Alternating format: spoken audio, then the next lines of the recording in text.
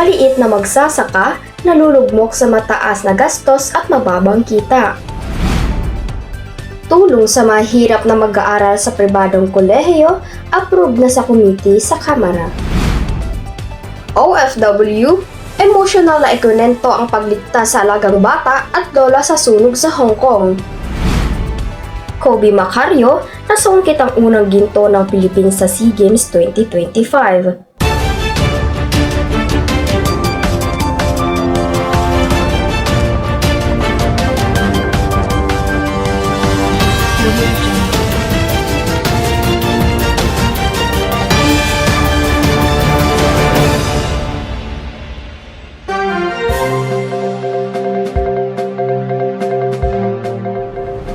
Magandang araw, Pilipinas! Tulong sa mahirap na mag-aral sa pribadong kolehiyo, approve na sa komite sa Kamara. Maghatid ng balita, Megan Alpes.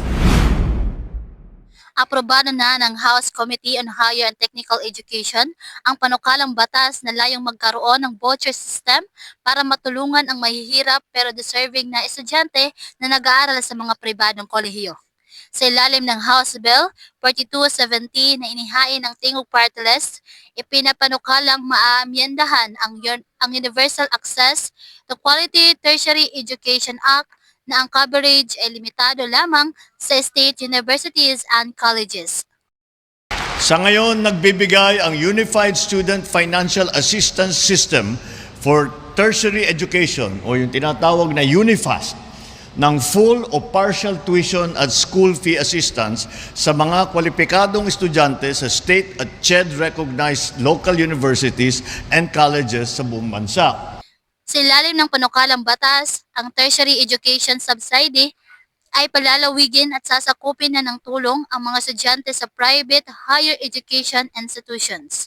Ang mga kwalipikadong estudyante ay nakakatanggap ng ayuda hanggang sila ay makapagtapos sa kanilang kurso basta't makakamit nila ang academic at residency requirements. Nag-uulat, Megan Alpes. OFW, emosyonal na ikwinento ang pagligtas alagang bata at lola sa sunog sa Hong Kong. Ibabalita ni Alicia K. Titoy. Emosyonal na ikwento ng isang overseas Filipino worker kung paano na nagawang iligtas ang alaga niyang bata na 2 taong gulang at amo niyang senior citizen nang maganap ang malagim na sunog na apartment complex sa Hong Kong noong Nobyembre 26 ay kinasawi ng mahigit 150 katao ang naging sandigan niya para makalabas sa nasusunog na gusali ang kagustuhan makita at makapiling ang mga anak na sa Pilipinas. Nitong Biyernes, sinabi ni Vami Maris Verador na nasa ika-17 palapag sila ng isa sa 7 apartment building na natupok sa Taipo District nang mangyari ang trahedya. Upang makalabas ng gusali, sa hagdan umano sila dumaan habang karga niya ang bata at akay sa likuran niya ang lola ng bata. Ayon kay Verador, nagbabagsakan na noon ang bamboo scaffolding at umaapoy ang mga net na ibinalot sa building na ginamit sa renovation. May mga bato rin na nagbabagsakan na may kasamang apoy. Pagsapit nila sa ika-15 palapag, naamoy na raw niya ang usok at doon na siya nagsimulang magpanik. Sa kabila ng takot, nagpakatatag si Verador sa kagustuhang mabuhay para sa kanyang pamilya na nasa Pilipinas. Sabi ng OFW na hindi napigilan ang sarili na maiyak nang balikan ang kanilang pinagdaanan. Nagbabalita, Kate Titoy.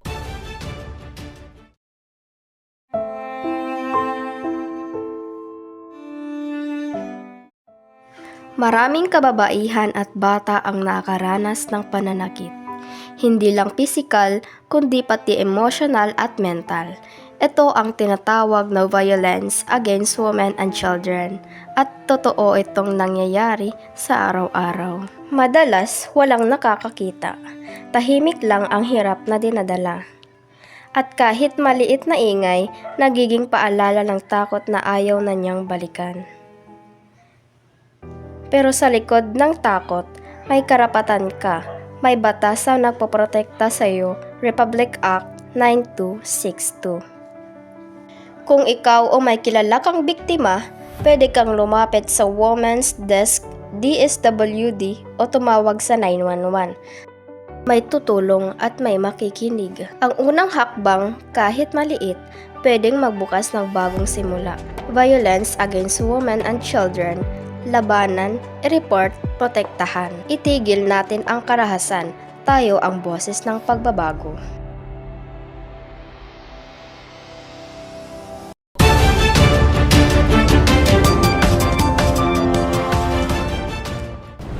Mga maliliit na magsasaka na lugmok sa mataas na gastos at mababang kita. Ibabalita ni Mayan Topayon. Patuloy na nalulugmok sa hirap ang maliliit na magsasaka sa Calbayog City dahil sa mataas na gastos sa pagsasaka at mababang kita mula sa kanilang ani. Ayon sa isang magsasaka, bagamat may natatanggap silang tulong mula sa Department of Agriculture tulad ng abono at binhi, hindi pa rin ito sapat upang matapatan ang patuloy na pagtaas ng presyo ng mga pangangailangan sa produksyon. Dagdag pa niya, mas lalo pang bumibigat ang kanilang kalagayan dahil kahit sila ang nagproproduce ng bigas, sila rin ang nahihirapang bumili nito sa mataas na presyo sa merkado, dahilan upang maapektuhan ang kanilang kabuhayan at araw-araw na pamumuhay. Miyan Tokayon, nagbabalita. Kung Macario, nasungkit ang unang ginto ng Pilipinas sa SEA Games 2025. Maghahatid ng balita, Maria Alicia K. Titoy.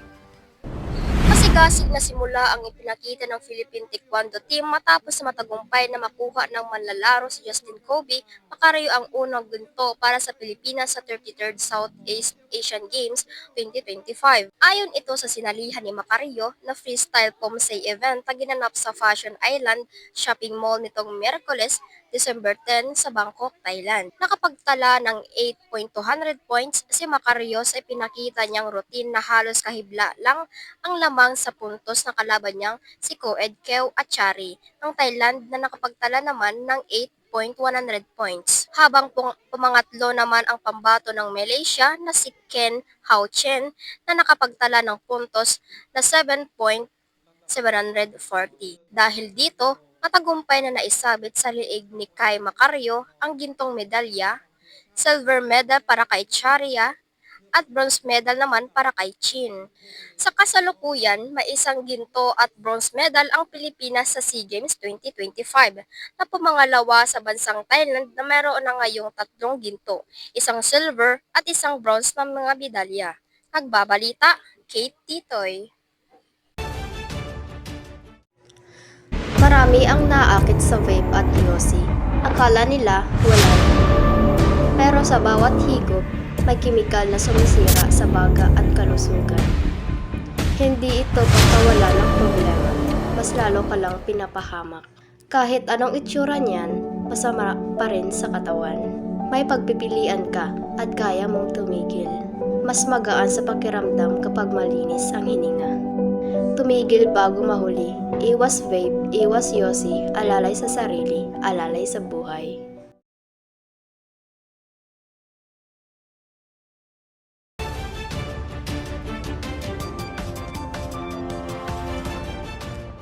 Ito ang mga nagbabagang balita sa oras na ito.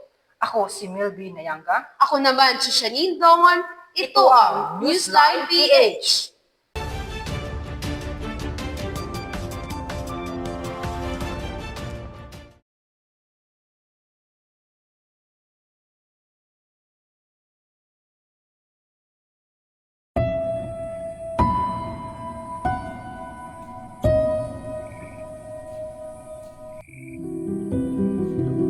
Kilala ang Calbayog City sa matabang lupa at masisipag na magsasaka. Ang agrikultura ay nananatiling pangunahing kabuhayan ng maraming pamilya. Pero sa likod ng luntiang palayan at mga larawang madalas na pinapakita sa media, may mga realidad na bihirang napag-usapan. Hindi lang pamilya ang binubuhay ng pagsasaka ng palay, kundi pati ang lokal na ekonomiya. Ngunit patuloy na pinapahirapan ang maliliit na magsasaka ng mataas na gastos sa produksyon, pabago-bagong panahon at mababang presyo ng palay. Sa kabila nito, kadalasan ay nakatuon lang ang balita sa mga seremonyal na aktibidad tulad ng pamimigay ng binhi, abono at tulong ng gobyerno habang hindi narinig ang araw-araw na pinagdadaraanan ng mga magsasaka. Sumala kan Rodolfo Kauyong, usa nga parag-uma sa Calbayog City. May da siya nakakarawat nga bulig, tikang sa gobyerno pinaagi sa Department of Agriculture, sugad san abono ngan gahi. Bisan diri ini perme ngan limitado la. Iginpahayag niya nga may da media na napakadto sa ira lugar, labi na kon may da mga nag-i-interview or nagsusurvey, tikang sa iba na lugar, pero diri perme nahihitabo. May daliwat mga ahensya sa gobyerno sugad sa DTI nga nagbisita sa era komunidad sa naglabay nga tuig. Bisan diri klaro sa iyan eksakto ang katuyuanan sini. Iginpabati niya nga dakwan epekto sa kamahalon sa mga paraliton sa pag-umangan bugas ng ira pangabuhi. Kay barato lan nira na ibabaligyan ira ani samtang mahalan ira ginpapalit ng mga kinahanglanon.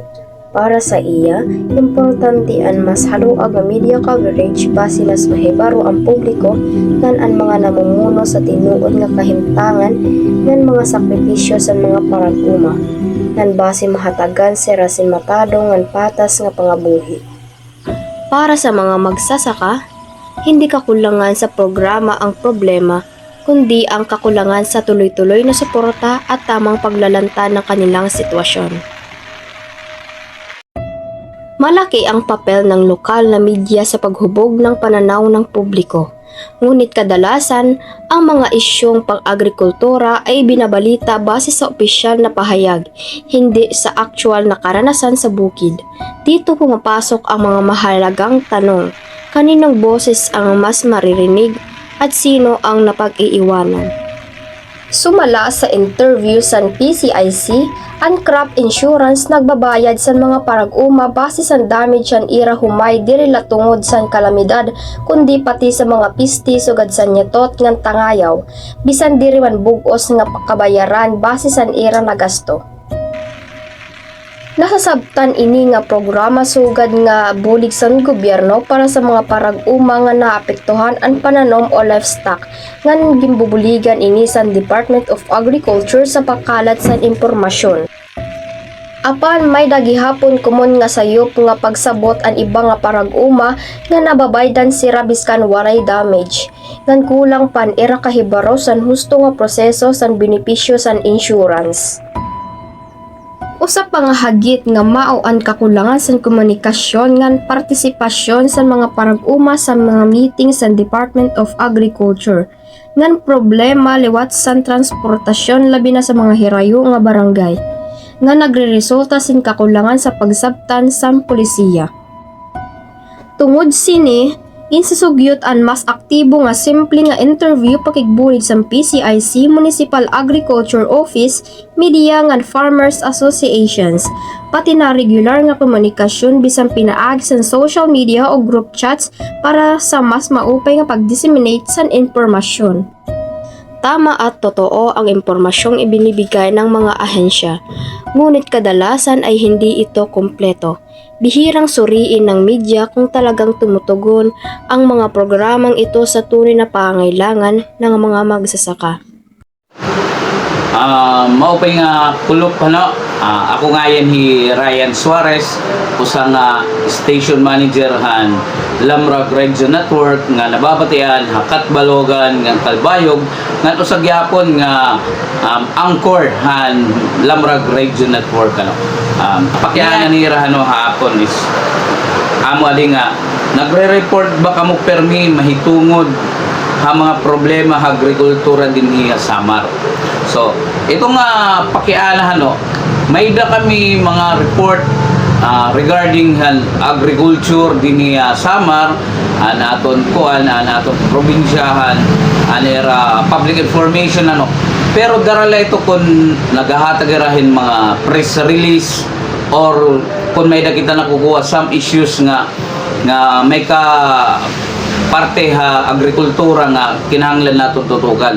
So nagkakamayada lang kami mga report kon singon sugad niya ng Christmas season and pag-monitor kon isakto ba ang supplies han mga partehan mga isda, seafoods, mga manok, supply gyapon syempre nga din niya Samar na sulod kay usag yapon ito nga pag-monitor para makita naton kung ano ang status han agrikultura nga ano pa ni doon nga napapakuan nira natutustusan ba nira ang supply din niya summer darahin ni nga aton Christmas season ngayon New Year's labi na good kay supplies is dapat demand. So ami ito nga dapat ito nira i-monitor pero hapag kaya na gimpagawas palahan Department of Agriculture nga aton supplies mga isda pinaagi before is sufficiente. Okay, so ikadua nga pakiana mas damo ba ang balita han media mahitungod ha programa han gobyerno kaysa actual nga problema han agrikultura ha Samar. So sa rin ko pa kanina nadepende gyapon ito hit press release hit Department of Agriculture. So ang agrikultura din haton ha Samar is mas damo ang nababalita pero hadara namang gon nga digital age na kita yan damo na at mga vlogger hiragyapon is nakakahatag in impormasyon pero kung hakwala is nadepende gyapon nito hit departamento ang iragip papagawas ng mga impormasyon. So kami as media practitioner nagulat la kami han era press release or invitation with press con para kung ano ang era may hatag nga impormasyon may tungod han agrikultura. Tama ba nga gimbabalita han media may tungod na sitwasyon han agrikultura ha Samar? Yes, oo. Ito importante ito gyapon nga may balita hit mga media practitioner nga may iba-iba nga mga media outlet nga mahihatag ang impormasyon tikang ha departamento labi na gunhang pan-agrikultura kay inihiya ang media kasi mga media outlet kasi broad kasi inihira.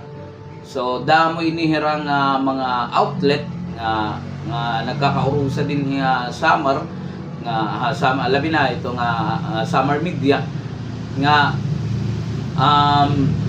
nagahatag impormasyon pinaagihan ginhatag nga impormasyon luwat agrikultura kung ano na status naton din Samar pinaagihan mga media practitioner. So tama gud nga igbalita inihiya labi na gud kun para naton ma-monitor ang mga status an aton partehan aton mga agrikultura din niya Samar. Pakayana may daba impormasyon ha agrikultura nga diri na ibabalita ha media din niya Samar kay ano man. Saring ko palagi nadepende ito issue. Nadepende ito issue kung angay bahiya igbalita or angay bahiya igpagawas han era information personnel kay saring pangani an issue kasi nakikita iton hiya kung aada na god na pati mga katawhan nakakakita kung may ada man niya bagan mali nga mga binuhatan. So mismo ang katawhan amo gyapon anya na nakakagpagawas na han mga impormasyon kay daramang godhan digital age nakita yan itawo may dala cellphone kung ano man malit o sa nga ahensya pwede niya video i-upload niya mga social media platform. So haamon as part of media practitioner kung gadiya bagahiya advantage gyapon nga kundi rin man kami asya nakakakuha scope hit o sa nga panhitabo labi na partehan ng agrikultura nakakabulig yapon ang mga nag-video kung ano na itatabo. So amiton nga kung ano man ang mga impormasyon nakukuha